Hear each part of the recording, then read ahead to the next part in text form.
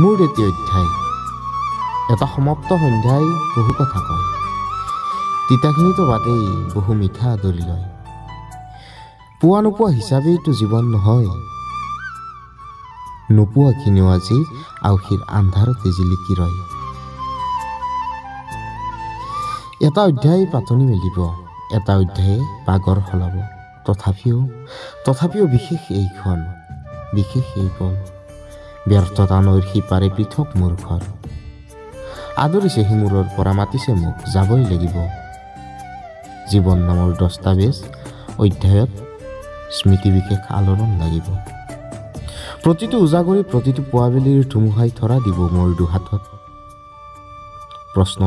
প্ৰশ্নবোৰ আকৌ উত্তৰ হ'ব, পাহৰি যোৱা অংকই গজালি মেলিব মোৰ দুহাতত।